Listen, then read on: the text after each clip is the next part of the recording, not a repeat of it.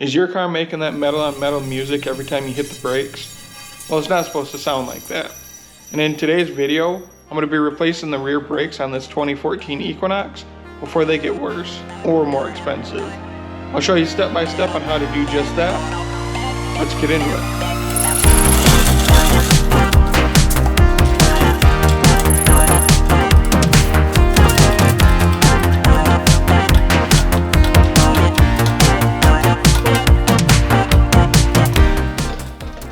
Now that we have the car off the ground, we need to take the tire off. I'm going to be using my impact wrench. You might be using a tire iron. If you're using a tire iron, loosen your lug nuts before you lift the car off the ground. Otherwise, you're going to have a tough time getting the lug nuts off.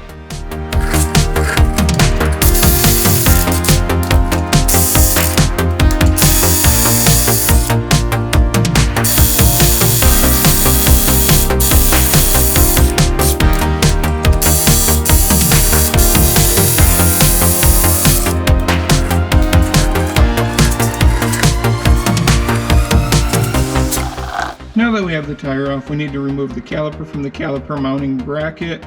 In order to do that, we need to remove two 14mm bolts. So let's go ahead and do that.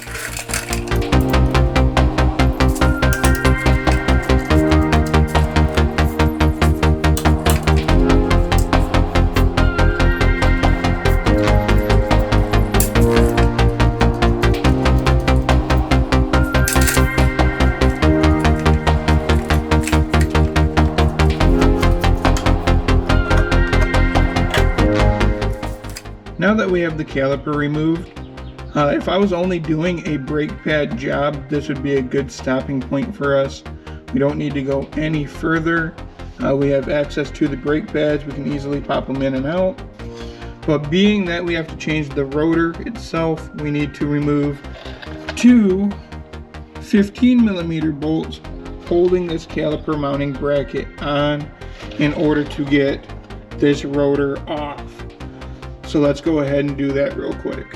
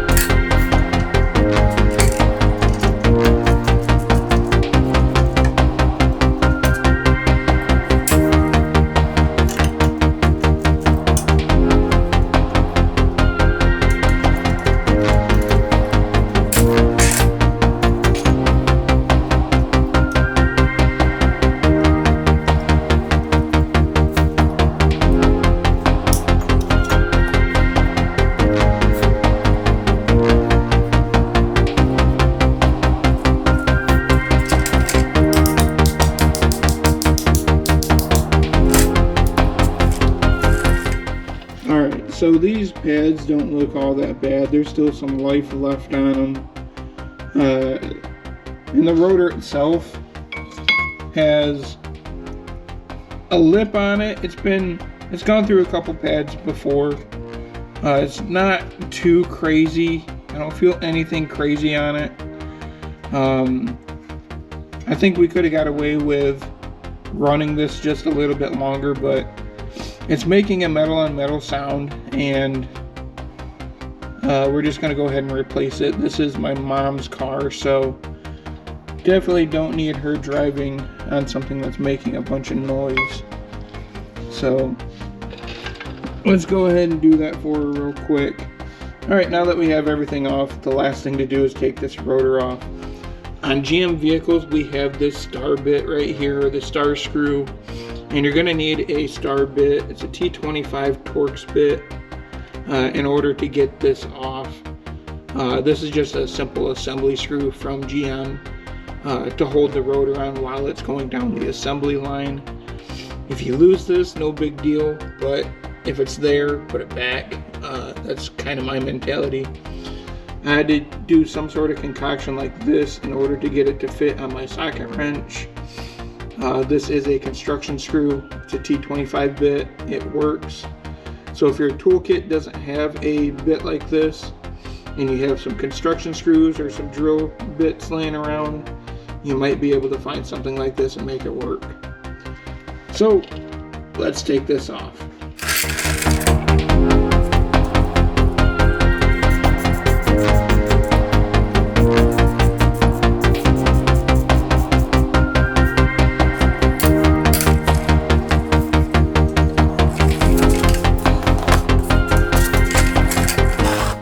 If your rotor's stuck on there like mine is, you might need some persuasion to get it off. Don't be afraid to use a little brute force, but be mindful on where you're hitting. Don't want to do any more damage than what you're going to cause to this rotor.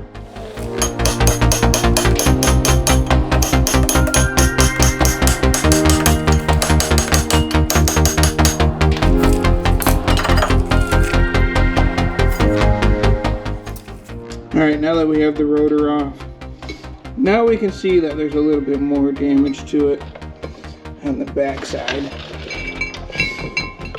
That's no good. Not at all. All these cracks. Got this rough metal up here. That's definitely the cause of some of the grinding that she's hearing. But thankfully we got a new rotor and we're going to get that changed for her. So let's do that. So there's a good look between the new one and the old one. Definitely ready for a rotor change. Make sure before you put this on the car that you wipe it down with some brake part cleaner and a rag. There is a light film of oil on this to keep it from rusting while it's in storage. So let's do that real quick.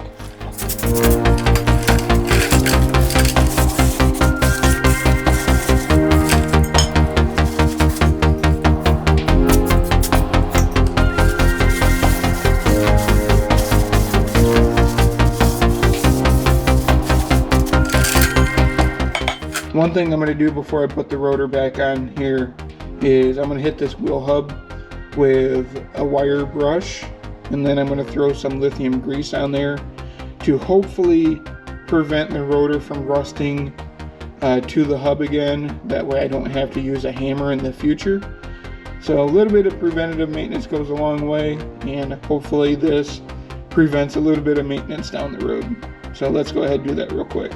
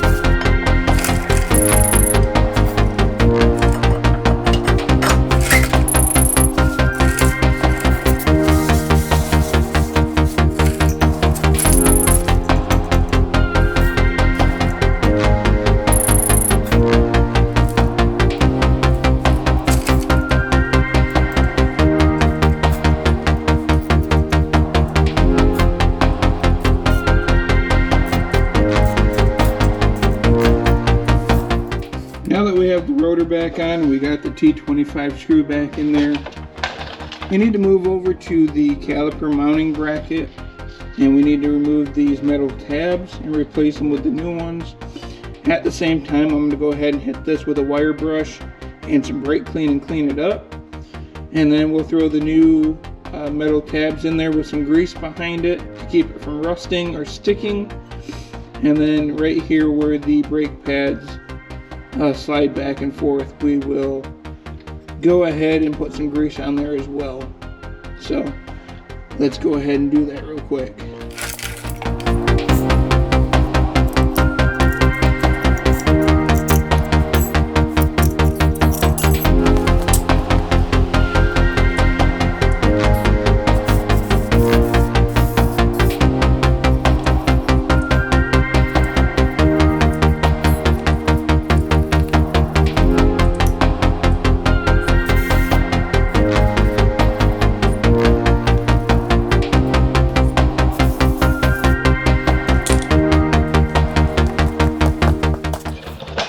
Alright, so we're going to take a little grease. We're just going to dab it in here on both sides where the metal clips sit.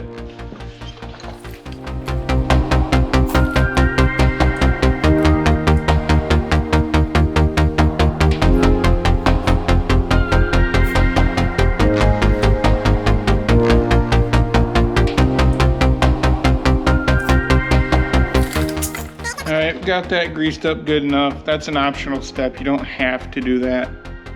Next, we're going to go ahead and take these clips. And we're just going to snap them in place.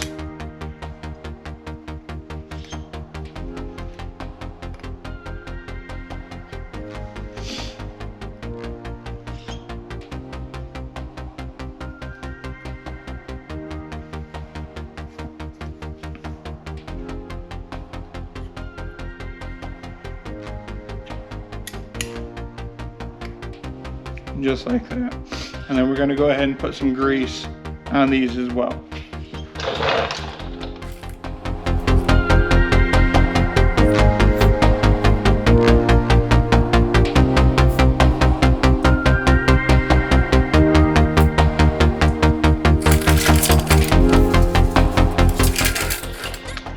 Now that we have that all greased up, the reason why I grease these is this is where the brake pads are going to slide back and forth.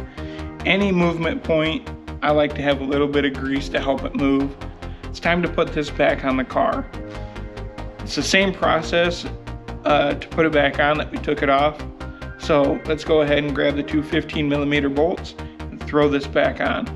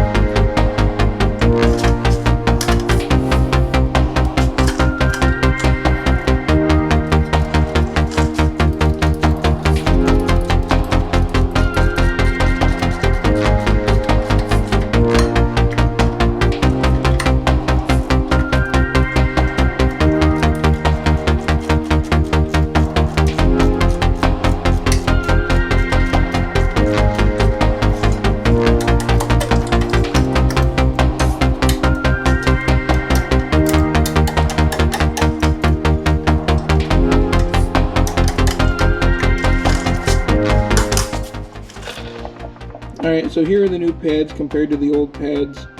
Like I said, the old pads had some life left, but being how we're putting a new rotor on, it's always best to go with new pads. This is what they ordered for it. This is what my dad ordered.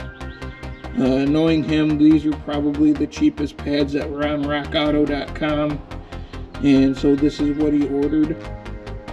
I've never used them before. I don't know anything about hybrid dynamic brake pads, but we're going to throw them on here anyway, and hopefully this helps take care of some of the noise.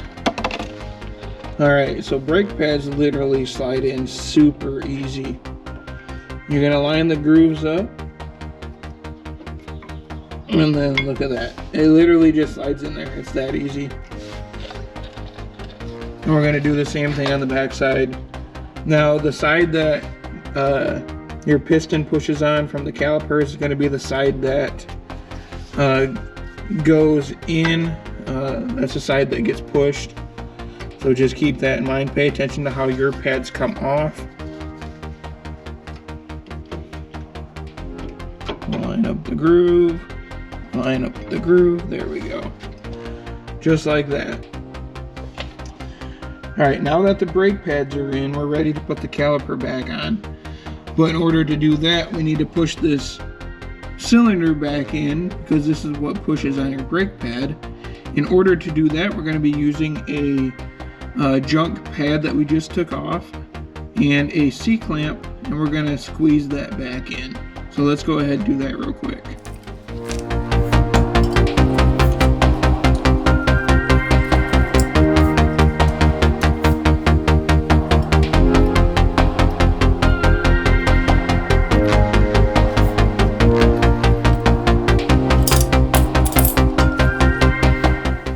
Alright, there you go. We got that cylinder pushed in there. Now we're ready to put this back on the car.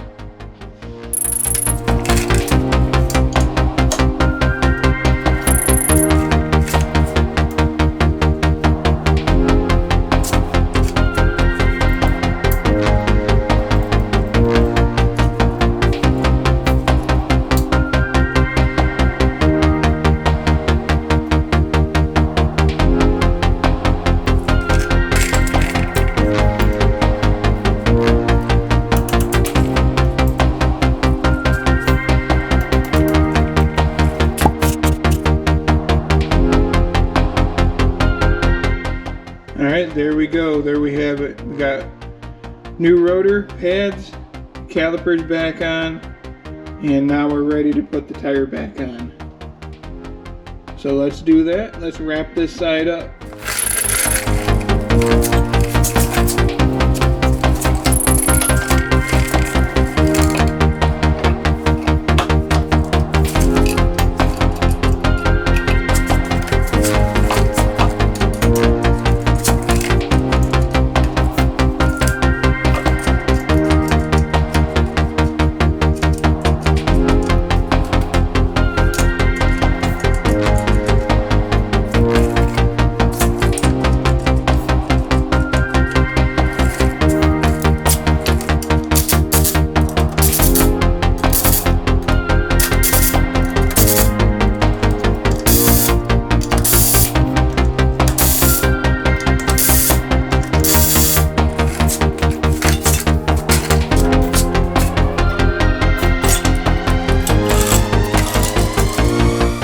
Alright, just like that, we're all done. I think it took me longer to find all the tools than it actually did to do the job. So, all in all, I think it took about a half hour. So if this is your first time doing it, it's super easy. The other side is exactly the same, so I'm gonna go ahead and hop over there and do that. If this video helped you in any way, if you like my content, make sure you hit that like, hit that subscribe, and I'll catch you guys on the next one. See ya.